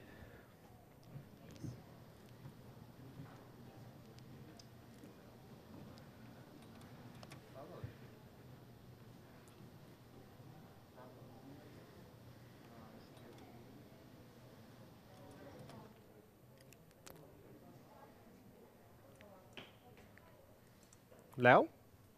Oi, tô por aqui. Oi, tudo bom? Léo. Tudo bom? Acho que eu demorei um pouquinho para... Eu tinha falado antes, mas acho que não chegou até aí. Tá me ouvindo agora? Estou te ouvindo. Seja bem-vindo. Obrigado pela participação, obrigado por estar aqui conosco para conversar com a gente. Eu queria te convidar, Léo. Eu agradeço o convite. A princípio, vamos começar do começo. Vamos começar trazendo o contexto que vocês estavam no momento em que a gente começou as nossas primeiras conversas lá no ano passado para desenvolver esse projeto a 4 mãos. Você pode contar um pouco para Claro, vamos lá. A gente, então, foi como o Lúcio até comentou, a gente começou uma conversa aí no começo do ano passado e a gente tinha um grande desafio de entender melhor os impactos da nossa comunicação e da nossa estratégia de mídia em vendas. né? A gente tem diversos outros estudos que medem ou preferência de marca, equity, power, mas a gente precisava entender também como se a gente estava, de fato, planejando da melhor maneira e trazendo o resultado, atribuindo o resultado de vendas à mídia e à comunicação que a gente estava gerando e construindo. E a gente vem de um contexto bem complexo dentro da Natura, né? O nosso foco é a multicanalidade, mas a venda direta, e que a gente chama de vendas por relações, ela é nosso principal canal. Então, a gente tem a consultora, de fato, no centro das nossas decisões, e a gente tem um conhecimento muito vasto de toda a trajetória da consultora e de tudo de toda a transação, de como ela se relaciona com a gente. E aí a gente tem esse conhecimento, a gente sabe muito bem como funciona a jornada da consultora, e a gente tinha um gap para entender como chegar também no shopper. Então, a gente tem o estudo, a gente já é um parceiro de Canta no estudo do painel de lares, já é um parceiro de Canta no estudo de medição e monitoramento de mídia, e aí como entender esse meio de caminho ali entre os impactos da nossa comunicação da consultora ao shopper, que é o cliente dela, em vendas, né, nos lares. Então, a gente vem desse desafio. Dentro da Natura, a gente tem uma complexidade gigante, como eu até comentei, são mais de 31 marcas, que a gente chama de marcas filhas. A gente tem a marca mãe, né, que é a marca Natura, e as nossas marcas filhas, atuando em mais de 13 categorias. Por ciclo, a gente tem, em média, 800 SKUs, e são 20 ciclos no ano, então é uma complexidade grande. E o ano passado, quando a gente trouxe esse cenário, a gente tinha, por média, de 30 campanhas que foram veiculadas ao longo do ano, e a gente precisa entender melhor quais eram esses impactos dessas campanhas, de fato, em vendas, dentro de uma engrenagem que já estava funcionando, né? Dentro de um modelo que já estava, a gente já tinha algumas outras, a gente já tem, né, outros estudos de medição e monitoramento, mas entender melhor e aprofundar os impactos da nossa estratégia de mídia era fundamental para a gente ter uma segurança nas nossas decisões, né? Incorporando até novas métricas também, incorporando um novo mindset aí que é um pouco de uma quebra de paradigma que a gente tem falado bastante, e esse estudo ajudou muito a gente, trazendo muita segurança nas nossas decisões. Muito bom, Léo. É como se a gente colocasse uma outra lupa, né? Um outro prisma dentro do que vocês já estavam fazendo, do acompanhamento de vendas que vocês já faziam, com os dados de sell-in, com as revendedoras, e a gente entra aí com essa visão, né? Justamente o que eu estava explicando um pouco mais agora no começo. Qual é a nossa solução? A nossa solução conecta o impacto da mídia em trazer vendas, em trazer penetração de mídia, tá? Muito bem, a gente tinha um contexto bastante complexo, como você explicou, a Natura é uma gigante do mercado, tem uma comunicação extremamente granular, bastante táticas e estratégias diferentes para atingir objetivos diferentes, e a gente partiu desse princípio, desse desafio. E aí eu te pergunto, para começar a esquentar o papo, o que você conseguiria trazer para a gente como talvez dois, não sei, alguns top insights para a gente conseguir entender como que a mudança que ocorreu começou? Bom, vamos lá. Acho que o primeiro ponto que foi super relevante e ainda porque a gente continua utilizando e fazendo esse estudo ainda esse ano, a gente deu continuidade, né? Não foi um one shot. Foi o resultado positivo, o ROAS, né, o ROI de mídia positivo da nossa comunicação em vendas. Então, de fato, hoje a gente pode afirmar que mídia é um investimento e não um gasto, e toda a nossa liderança tem essa segurança de que investir em mídia traz um retorno positivo para a companhia, para a marca Natura. Esse acho que foi a primeira grande certeza que a gente conseguiu trazer com o estudo. E o segundo, que foi super importante também, e ele é fundamental dentro de uma complexidade que eu trouxe aqui da Natura, que é o efeito halo que a gente tem de uma categoria para outra, né? A gente, como eu disse, a gente atua em várias categorias e as marcas, elas estão no mesmo canal de vendas, a consultora é que é nosso principal canal, né? Ela tem outras ferramentas ali, tanto o site, o aplicativo, a revista, as lojas, mas as nossas marcas estão todas no mesmo ambiente. Então, o impacto de uma comunicação de uma categoria específica é muito grande em outras categorias também, inclusive categorias que não foram nem anunciadas. Isso a gente conseguiu trazer com o estudo. Foi super importante a gente entender esses impactos, entender as categorias onde a gente tinha, sim, um retorno maior de vendas quando a gente anunciava, para a gente, inclusive, direcionar toda a estratégia de marcas e categorias para 2020. E acho que dentro disso, que a gente conseguiu descobrir também, que era podemos dizer que é uma quebra de paradigma de fato, que, de fato, uma campanha institucional da marca mãe, Natura, no nosso caso, traz também resultado de vendas. Então, impactando e nesse efeito halo para outras categorias. Então, isso foi para a gente uma quebra de paradigma. A gente está muito mais seguro hoje nas tomadas de decisão. O ano passado a gente vinha de uma reposicionamento da marca, com uma nova narrativa de comunicação para a marca mãe, a marca Natura, assinando Onde o mundo é mais bonito com você, onde a gente teve uma construção de always on dessa campanha, terminando num grande evento que foi o Rock in Rio, e junto com o deep dive que a gente fez do CMM, a gente conseguiu entender todos os impactos e atribuir vendas a essa comunicação. Então, ela foi super importante. Acho que são os dois principais pontos aí que eu destaco do estudo. Sim, muito bom. É um ponto que você traz aqui para a gente que eu acho que faz total sentido, a questão de...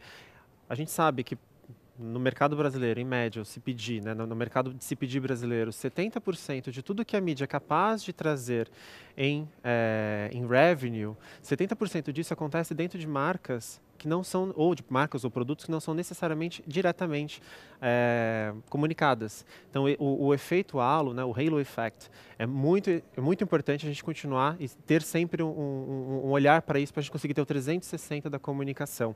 Ainda mais para marcas que estão no mesmo, talvez no mesmo cenário como Natura, né? Várias marcas filhas, como você mesmo disse, que acabam sofrendo o efeito muito importante da comunicação total.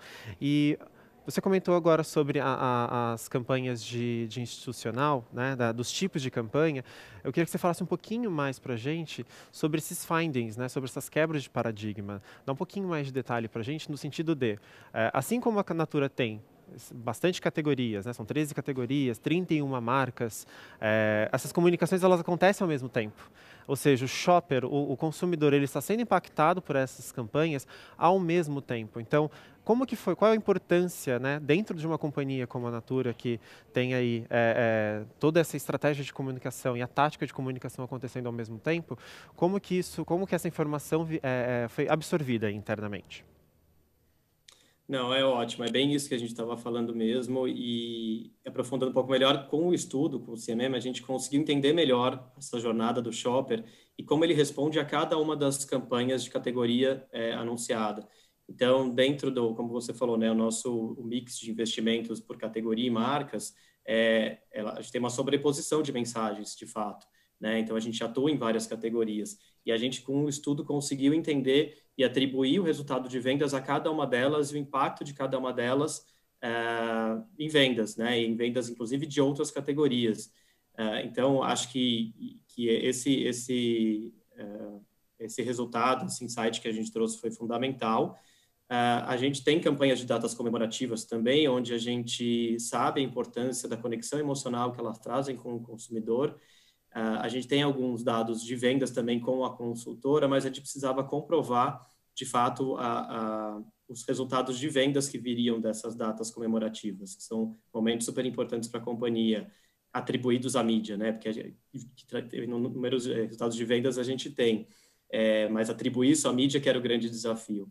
Então, para a gente aprofundar nesse conhecimento e decupar ali, entender de fato o resultado de cada uma dessas campanhas dentro dessa visão total do shopper, né, da cesta dele, foi fundamental, e para a gente, por isso que a gente disse que foi de fato uma quebra de paradigma, porque é algo que a gente tinha alguns indícios, mas não tinha essa informação tão precisa. E hoje a gente consegue tomar essas decisões com muito mais segurança, né? Como eu disse, e esse estudo ele é complexo, ele tem bastante layers aí, bastante camadas de entendimento, e isso para a gente é super rico, porque vai desde a estratégia de mídia até o tático ali, que é o que a gente fala um pouco do nosso cubo mágico, né? Então, são várias categorias, várias marcas, várias comunicações ao mesmo tempo, e a gente tem que ir moldando e encaixando o cubo mágico para chegar na melhor combinação e o melhor resultado para a companhia como um todo. Sim, eu imagino que acompanhar as métricas de retorno financeiro a partir de investimentos em mídia é extremamente importante, obviamente, claro, mas o que a gente também precisa levar em consideração é o quanto que essa mídia, como que o shopper está recebendo essa mídia, né? Como que o shopper está recebendo cada tipo de campanha. E eu acompanhei, obviamente, de perto, junto contigo, esse projeto, então eu acho que a gente precisa dar luz a um ponto aqui, que é justamente essa parte estratégica, né?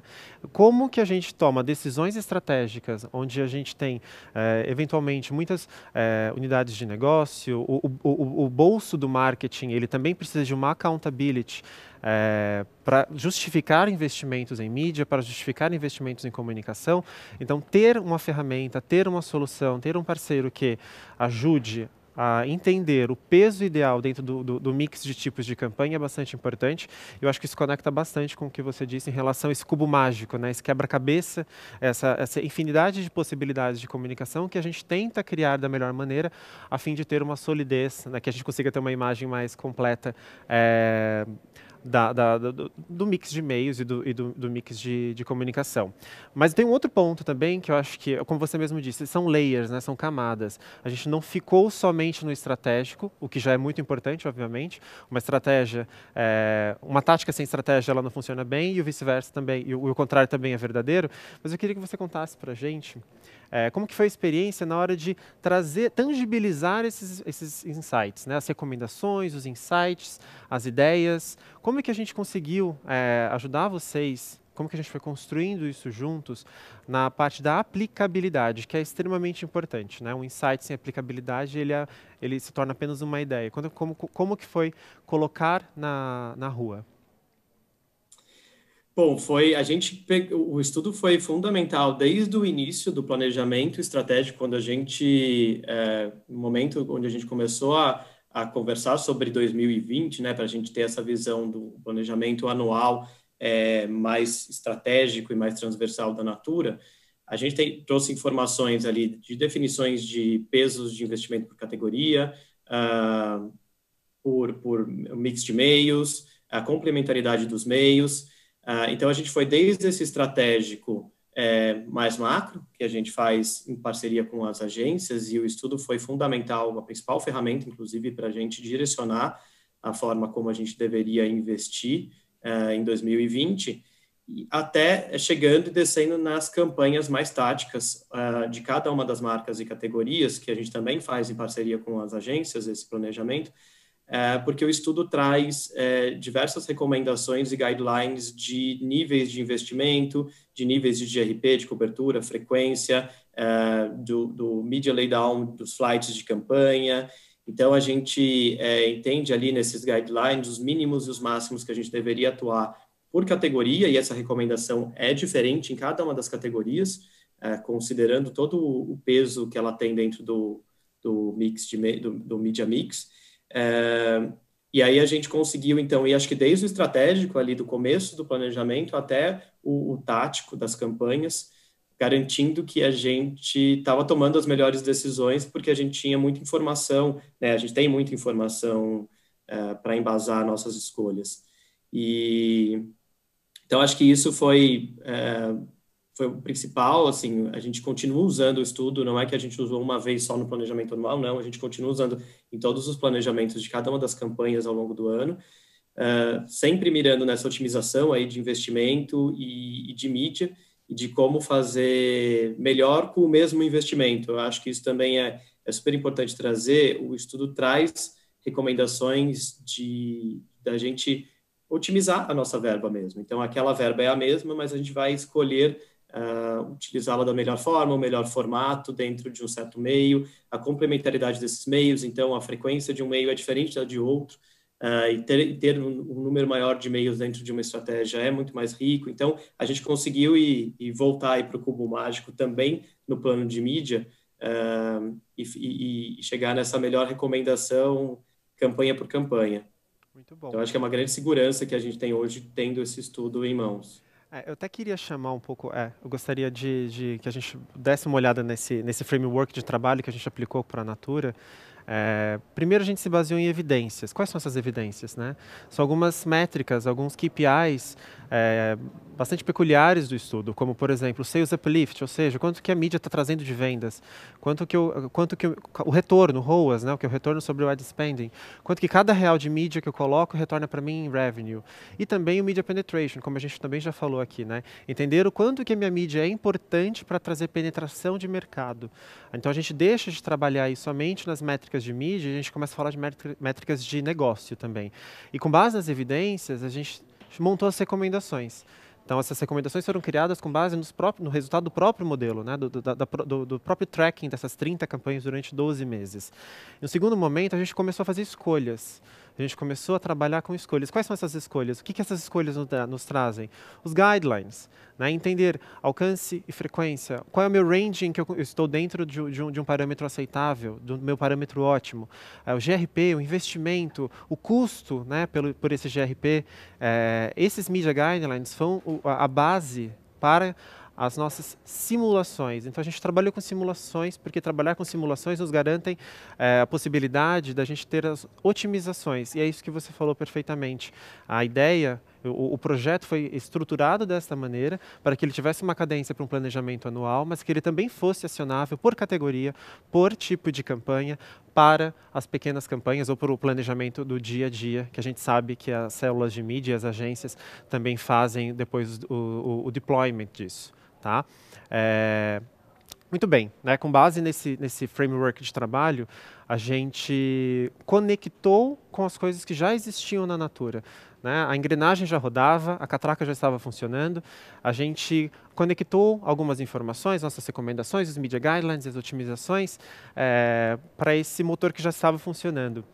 E a gente sabe que quando a gente tem as informações, quando a gente tem recomendações, quando a gente tem insights acionáveis, a gente tem aí ferramentas para mudar também cultura, né? Para mudar a cultura organizacional, seja ela interna, né? Seja ela, considerando os stakeholders internos da companhia, seja ela externa, com fornecedores e parceiros. Então, eu queria entender contigo como que foi esse caminho para quebrar alguns paradigmas dentro desses stakeholders. Não, é uma ótima pergunta, porque não é simples, de fato. A Natura é uma empresa grande, complexa, é uma das maiores de beleza, né, e cuidados pessoais do mundo. E a gente tem, de fato, no dia a dia, a gente tem outras ferramentas onde a gente acompanha e monitora e mensura o resultado das nossas campanhas.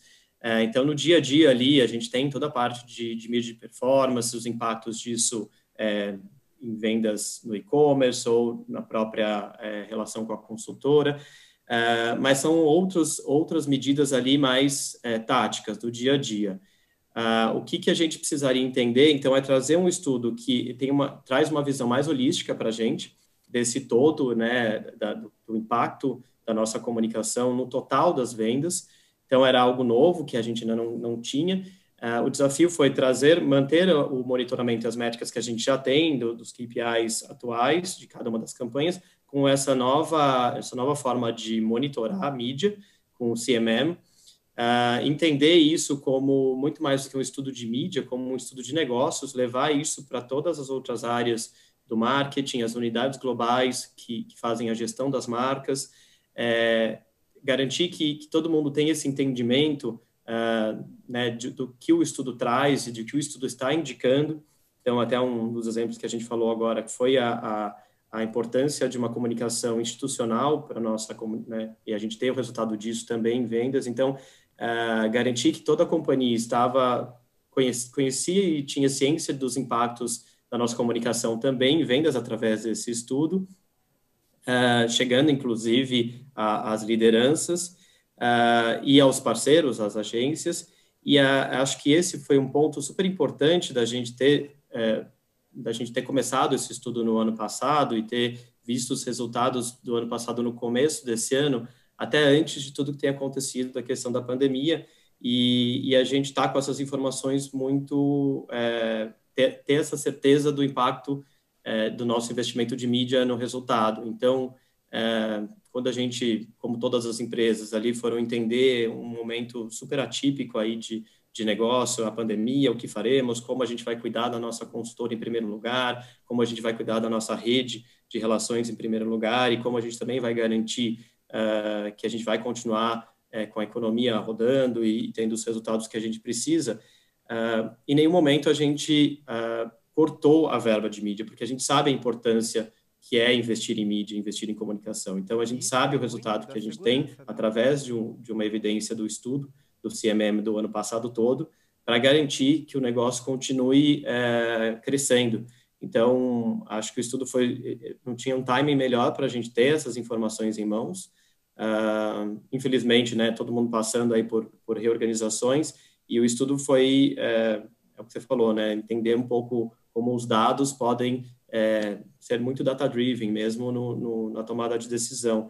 E o CMM foi fundamental neste momento para a Natura, e aí, através disso, a gente consegue, inclusive, inovar mais, porque o que a gente conseguiu também detectar com o estudo? Quando a gente começou a direcionar e garantir que os guidelines de níveis ideais de comunicação estavam sendo seguidos para os meios mais tradicionais, vamos assim dizer, inclusive no digital, porque o estudo também mede o impacto do digital, a gente pôde garantir que as nossas campanhas estavam dentro desses níveis ideais de alcance, cobertura, investimento e esforços de mídia, e o que nos deu muita segurança para buscar novas ações de inovação e ser mais ousado até na nossa comunicação, né?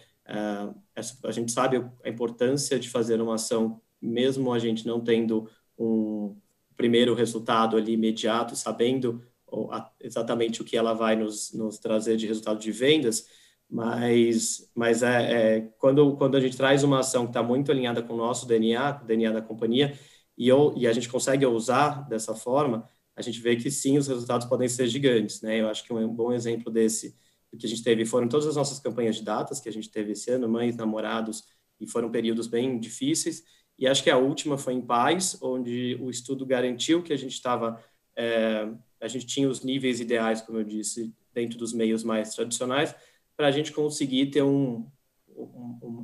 buscar inovação e ousar até em outras ferramentas, que foi o caso dos influenciadores, onde a gente trouxe dentro de um pool de 15 influenciadores, o Tami, que foi um influenciador super importante para a campanha, para trazer a conversa que a gente queria, que era sobre a paternidade e o pai presente nessa data. Então, a gente consegue até, com esse estudo, correlacionar o que a gente tem feito e usado mais em inovação em comunicação, porque a gente tem uma garantia ali de resultado com tudo que a gente está fazendo, as nossas escolhas de comunicação. E um outro ponto que acho que também é importante a gente trazer isso é o quanto a Natura, né, como eu até estava falando, a gente busca muita inovação em comunicação, a gente sempre desafia nossas agências que estão sempre com a gente também nessa jornada e a buscar essa ousadia e inovação em comunicação. As agências sempre respondem e vão atrás também sempre de algo diferente, algo novo, porque a gente tem a garantia do que a gente está fazendo está correto e tem dados aí para comprovar. E aí acho que um outro ponto que a gente está evoluindo também numa conversa com as agências é tentar tirar também do CMM uma forma de avaliar melhor a performance de comunicação com as agências. Então, a gente tem algumas análises e avaliações que a gente faz com as agências ao longo do ano, e o CMM é um estudo que está sendo considerado também para a gente começar a avaliar a nossa performance de comunicação como um todo. E o objetivo cada vez mais é ter parceiros estratégicos com a gente, não apenas uma agência gerando ali, entregando as demandas que são pedidas, mas que façam parte dessa história e estejam envolvidas no resultado do todo mesmo da Natura. Muito bom, Léo. Acho que você trouxe alguns exemplos matadores, né? Aqui a gente pode até tentar ilustrar de uma maneira. A gente tem a mídia no centro sendo o dono, né? Talvez aí a área com maior fit para análise, para cuidar dos próprios resultados de mídia, mas ela também ela vai receber inputs dos parceiros e fornecedores, como você disse, as agências, das unidades de negócio, dos times de marketing que cuidam das marcas, mas ela também vai, com estudos como esse, parrudos como esse, também trazer informações que ajudam esse ecossistema a funcionar melhor. Tá? Eu acho que um dos pontos aí talvez mais interessantes que você trouxe seja a questão da inovação, quando você tem segurança do que você está fazendo, né? Do seu, vamos dizer assim, o seu arroz com feijão está dando certo, é positivo, está movimentando da maneira que tem que movimentar, você ganha uma gordura, um espaço para você poder usar. E é o que a Natura tem feito, já está no DNA da marca, é o que a Natura tem feito nas suas últimas ações também. Tá? Eu acho incrível. E também essa questão do modelo de trazer métricas de negócio, como Sales Uplift, como o próprio ROAS, para análises modernas, né? no âmbito do comissionamento ou do desempenho das agências, dos parceiros, para que eles também sejam coautores e coparticipem dos seus resultados. Muito bom. Eu acho que o suprassumo. A ideia é a informação viaja, ela não fica somente dentro da célula de mídia. Tá? Bem, a gente está chegando ao final da nossa sala. Eu queria, primeiro, agradecer a todo mundo que está nos acompanhando, que está conosco. Quero agradecer também, Léo, principalmente a você. Com certeza a gente falou aqui bastante de quebras de paradigmas, de mudanças, e eu também não posso deixar de falar como foi importante para a Kantar ter esse desafio que vocês trouxeram para a gente. A partir do momento que esse desafio foi posto à mesa, ele se tornou um desafio nosso, e a gente também conseguiu entender. A gente sempre recebe um push bem forte dos nossos clientes, do mercado. Mas essa informação não é uma informação diária, ela não é uma informação semanal.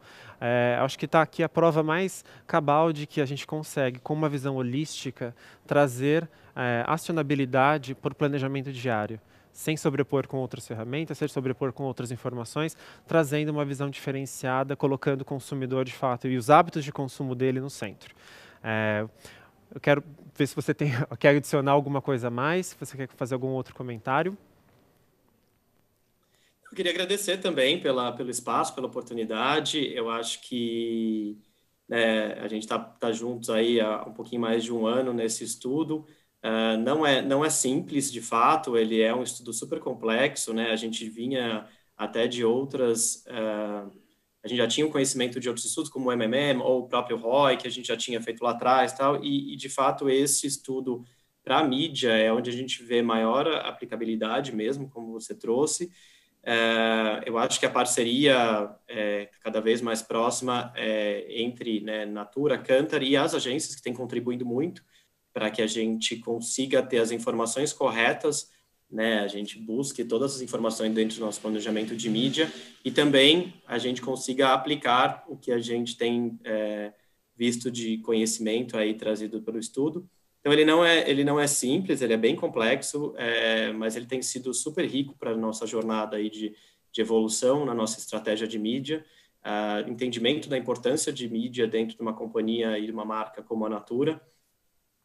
Então, eu queria agradecer o espaço, queria agradecer a parceria também, lembrar que a gente continua esse ano com o estudo também, a gente está monitorando tudo que está acontecendo, a gente, como até o Lúcio trouxe, tem outras ferramentas mais no dia a dia, ali, com informações diárias, que a gente continua utilizando, mas esse estudo, de fato, ele traz uma visão bem transversal e holística do impacto da marca Natura da comunicação que a gente faz da marca Natura, traz em vendas e no resultado do nosso negócio. Então, estou muito feliz com o resultado, parabéns aí pela premiação que vocês ganharam no Global, aí, no Prêmio Global de Kantar, e obrigado pela oportunidade de fazer parte desse projeto super importante. Muito obrigado, Léo. Acho que uma palavra que você falou agora, inclusive citando o prêmio, foi impacto, né? Acho que é legal dividir com todo mundo. Nós ganhamos um prêmio. Esse estudo ele não é só benchmark dentro da Kantar Brasil, ele se tornou um benchmark na Kantar Global também, né? Nós ganhamos um prêmio global justamente para mostrar impacto na vida do cliente, no dia a dia do cliente. Então, estamos todos muito contentes e ávidos também para começar a ver os dados de 2020. Bem, a todos, então, muito obrigado. Obrigado, Léo. Obrigado, equipe. E continuamos amanhã com os próximos painéis. Muito obrigado a todos.